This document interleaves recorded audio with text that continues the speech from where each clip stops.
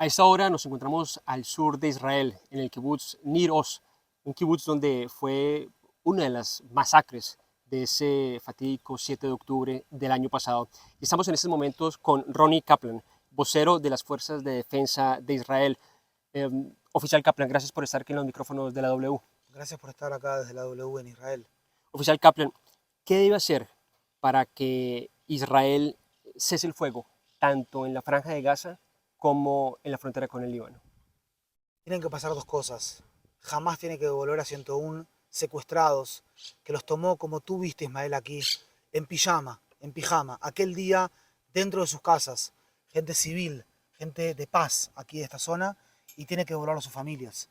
Los tiene en este momento de forma brutal, cautivos en el fondo de los túneles oscuros de la Franja de Gaza. Dos, tiene el Hezbollah tiene que irse hacia el norte del río Litani y dejar de ser una amenaza inmediata e incesante para nuestra población civil. Así ellos pueden regresar, 60.000 refugiados en Israel pueden regresar a sus casas. Si suceden esas dos cosas, rápidamente va a haber cese de fuego. Ronnie, al fondo se encuentra Gaza. Básicamente, ¿puede relatarnos muy brevemente cómo fue esa incursión de estos terroristas de Hamas ese 7 de octubre? Nosotros podemos ver al fondo difícilmente con la cámara el poblado o el suburbio de Han Yunis, una de las tres ciudades más importantes de Gaza, llamado Abasán. Y básicamente por ese camino que nosotros podemos ver en el medio de este campo de papas, realmente acá que hay entre Israel y la Franja de Gaza, a una milla, 1.6 kilómetros, ingresaron por este punto unos 90 terroristas al principio, pero un total de 900 al final, al cabo de varias horas. Y en este lugar llamado Kibbutz Nir Oz, 117 de 417 personas fueron o secuestradas o asesinadas en esas 6 horas y media. Estamos hablando de más de un 28% de la gente que vive en este poblado llamado Kibbutz, este poblado cuyos orígenes es socialista. Pero no ingresan solamente por aquí, ingresan por 35 puntos distintos.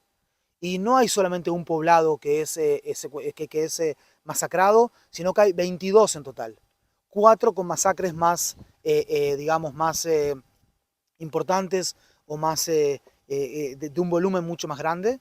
Pero al fin y al cabo tenemos algún tipo de combate en 30 puntos distintos ese día 7 de octubre, en lo que constituyó un verdadero día de holocausto. Para nosotros, el día en que murieron más israelíes en la historia del Estado de Israel moderno, el día en que murieron más personas de la comunidad cultural judía desde el último día de la Segunda Guerra Mundial. Ronnie, hemos tenido la oportunidad de poder ingresar a algunos de estas casas y pues las imágenes son realmente impactantes.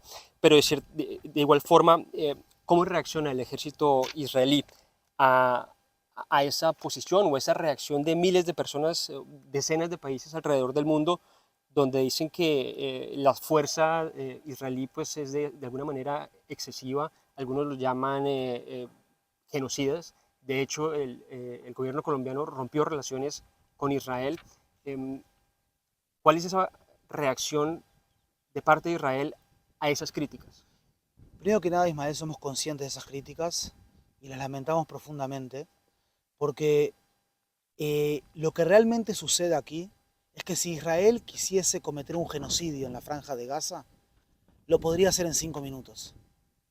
Pero claro que no quiere cometer un genocidio, porque esta guerra no es contra el pueblo en Gaza, contra los palestinos en Gaza, esta guerra es contra el grupo terrorista Hamas.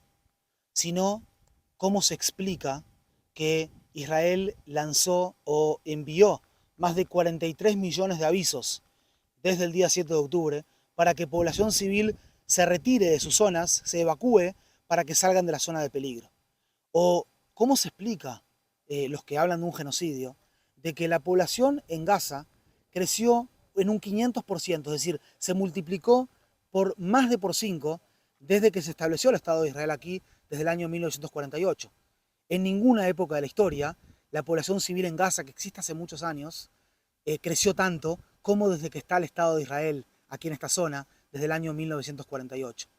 En tercer lugar, está la gran pregunta para toda esta gente de cómo me explican que es menos del 1% según todos los números, etcétera, y con todo lo que Hamás está, según los números de Hamás, que son los que la comunidad internacional ha adoptado, lamentablemente. Hablando de más de 40.000 civiles, personas. Sí, prácticamente 40.000. Nosotros hemos dado números de 17.000 terroristas que han muerto en la franja de Gaza, que hemos alcanzado su posición. Entonces, si uno habla de prácticamente 24.000 civiles, a eso hay que sacar las muertes naturales que hay en la franja de Gaza, es menos del 1%. Es decir, hay aquí decenas de conflictos en el siglo XX y el siglo XXI en el cual hay mucho más de un 1% de personas muertas en uno de los lados del conflicto. Entonces, ¿cómo se puede explicar algo así? En tercer lugar, tenemos que tener, en un cuarto, no sé en qué lugar estamos ya, pero hay que tener en cuenta que jamás se mimetiza dentro de la población civil y durante 17 años lo que estuvo intentando hacer es mimetizarse dentro de la población, incrustarse, utilizar a sus civiles como escudos humanos y atacar indiscriminadamente a civiles israelíes, mientras que lo que Israel intenta hacer es maximizar el daño de los terroristas, minimizar el daño de los civiles y también cuidar a su población civil, básicamente de acuerdo al derecho internacional humanitario que habla de la necesidad militar, de la proporcionalidad y de la distinción entre civiles y terroristas en un conflicto. Eso es lo que hacemos, o sea que básicamente lo que está sucediendo, Ismael, la verdad te digo que vos lo ves acá, es una industria de mentiras en torno a Israel, de un genocidio, de una limpieza étnica, cuando los que hablan de esa manera están cometiendo las 3D contra Israel, intentando de deslegitimizarlo, intentando de demonizarlo, intentando de utilizar dobles estándares, uno para Israel y otra varita para cualquier otra parte del mundo. Oficial Kaplan, usted menciona Hamas, usted menciona Hezbollah. Detrás de estas dos organizaciones está Irán. Irán atacó con más de 180 misiles hace muy pocos días a Israel. ¿Cómo reacciona y cuándo va a reaccionar Israel frente a este ataque de Irán? Irán está por detrás de todo lo que está siendo lanzado Israel, desde cohetes, desde misiles, desde drones, células terroristas que intentan infiltrarse desde el día 7 de octubre hasta esta parte y mucho antes, en los últimos 20 años te diría yo. Nosotros hemos recibido una agresión flagrante por parte de Irán y como cualquier otro país en el mundo tenemos el derecho a la autodefensa, no solamente el derecho, Ismael, tenemos también la obligación. Y eso es lo que vamos a hacer y va a ser una respuesta severa cuyo lugar, forma y momento la estamos determinando en este momento y no la podemos compartir públicamente.